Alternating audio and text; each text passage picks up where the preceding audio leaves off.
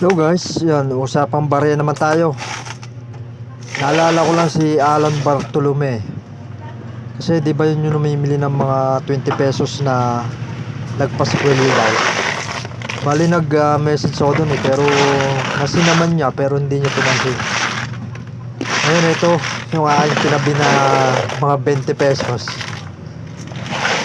Ni-upload ko para makita niya, para makapamili siya ng 20 pesos na lagpas na kwelyo. Madami to guys, kalating container yan eh. Yan, hindi ko masyadong alis sa container kasi pumapalsak yung mga naka-plastic na nakabalot sa plastic. Sinira ko na, sinuho ko na para may pabila ko na to. Ma-dispatch na rin kasi magpapasko na eh. Dami yan guys. Bali kung napagsama-sama ko yan, baka nasa isang container. Kasi yung unang nabilang namin, nasa ano siya eh, nasa 16,000. Umabot ng 16,000 yung una, tapos yung padalawa nasa 53,000. Tapos ito na yon, ito yung patatlong batch na yan. Bibilangin ko ulit niya yung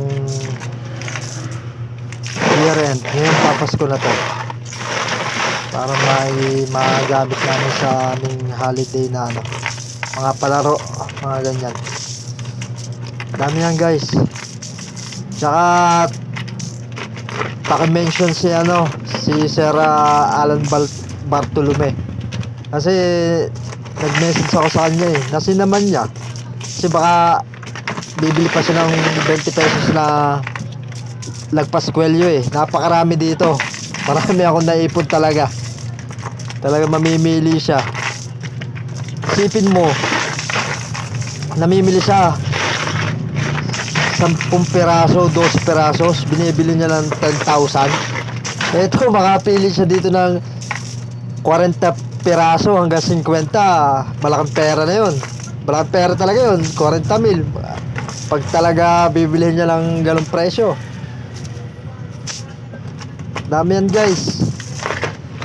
Hindi ko lang ma-estima kung magkano yung pag nabila, pero kalating container yan eh.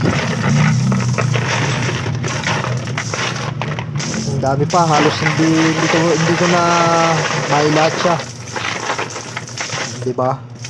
Medyo nagdumi na nga yung aking ipunan kasi lagi na pagpatungan ng kung ano-ano, diba guys?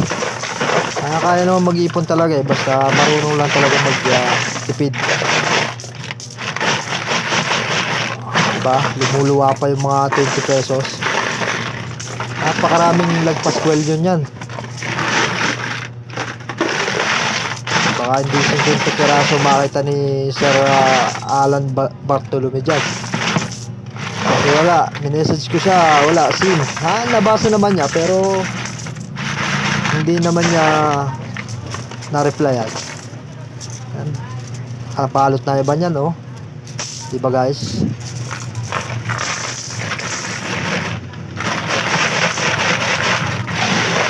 Hindi ko na nga siya nilagay lahat kasi nahirapan din ako ng pag-ano eh. Pero hindi siya nasalin lahat sa labas. Madami pa sa loob. Kasi kalating container rin eh. Dumi na nga nalalagyanan ko eh. Plano ko na ipabilang siya kasi para ma-dispatch na at para umikot na siya sa ano.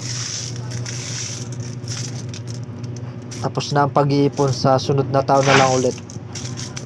Yun guys, paki-mention na lang si Sir Alan Bartolome. Baka sakali abot pa sa 20 pesos na lagpaskwelyo na sinasabi niya na binibili daw niya.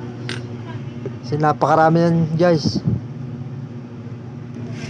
Isang bunto na siya.